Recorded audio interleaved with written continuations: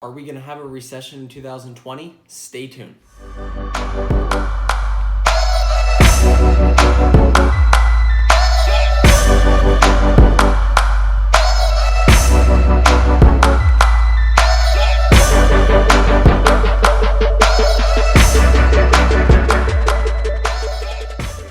Hey guys, welcome back. In this video today, I'm going to give you an outline of what I think, in my personal opinion, how the 2020 real estate market will be. If this is your first time tuning into my YouTube channel, welcome. I post videos 3 times a week, every Monday, Wednesday, Friday.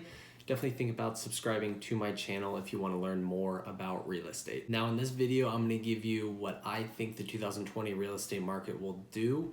And keep in mind, I am located here in Washington, so your particular state might be affected a little bit differently. First data points I want to kind of touch on for the strength of the economy going into 2020 for the real estate market is job growth. For those of you who don't know, the number one indicator to a strong real estate market is job growth. So let me kind of read some data points to you right now. Right now we're at 2.6% growth for jobs year over year. And then if you look at number of jobs changed, we're at currently, we're around 40,000. And if you look at that number, in June alone, we had 5,800 jobs created. In May, we had 7,600 jobs. If you go to the past years, you don't see that type of change in job growth. So really right now we see all these tech companies, Amazon, they're really holding the Washington real estate market together with, their high salaries they're paying employees, and also the number of people they're employing and how they're expanding so fast.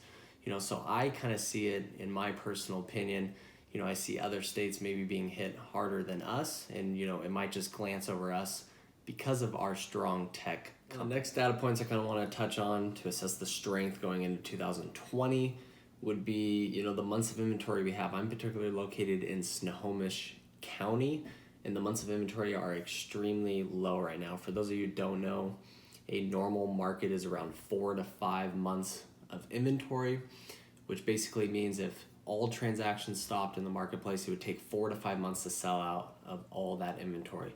So right now, look at the data points from 250,000 to 350,000.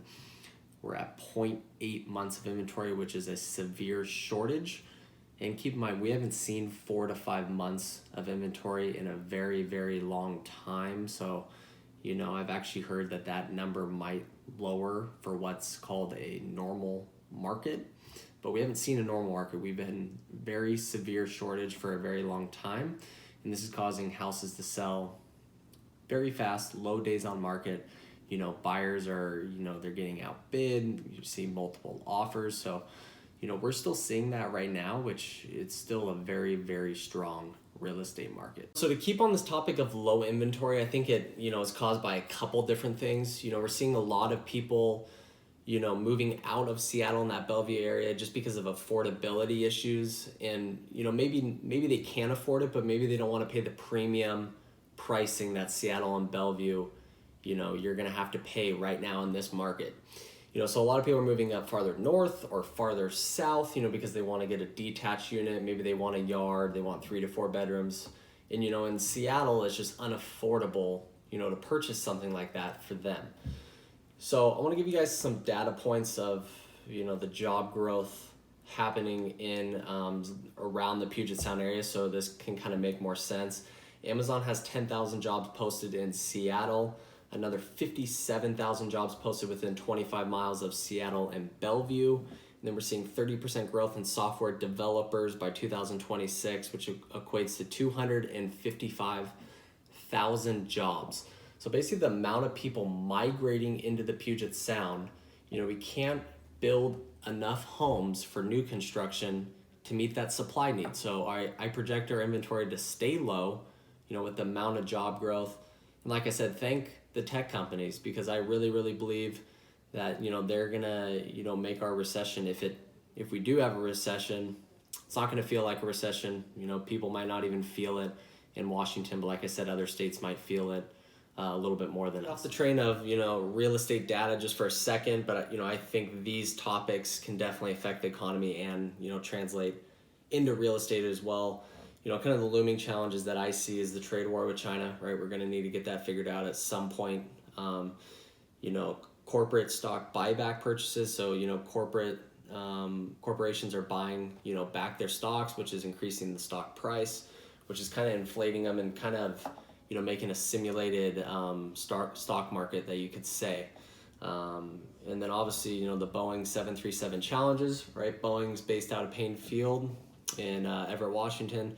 It's a huge part of our economy here in Washington. So, they posted some losses on their financials. So we're probably going to see some layoffs with Boeing coming up here.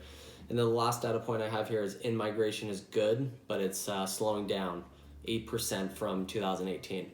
Like I said, we have so many jobs being created, so that's not really a concern of mine right now. Now, for those people out there that, are thinking about maybe selling their home or maybe want to buy a home, but they're just kind of like, they don't know if a recession is going to happen.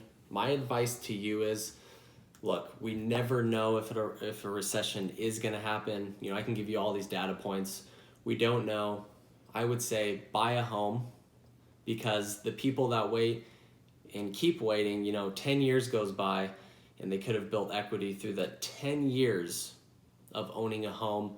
And listen, if you buy and sell in the same market timing, you'll have the same net seller equity in your home, because you're going to sell the home and then you're going to buy a home and probably get a good offer on it as well. So buy and sell at the same market timing, right? And you're going to have the same net seller equity. But my personal opinion, I wouldn't wait. Mortgage interest rates are historically low right now. If you wait till after the winter months, we're going to see a frenzy market at certain price points where we're going to get multiple offers and maybe premium pricing again. And, appreciation is probably going to ramp up after the new year. There you guys have it. That's my personal opinion. Everyone's going to have their own opinion. I think job growth and the tech companies is going to hold together Washington very, very nicely. Comment below and, see what you guys think the real estate market will do, maybe in your state, or maybe you live in Washington as well for 2020. I would love to hear. Thanks for tuning in again, guys. We'll see you Monday. Peace.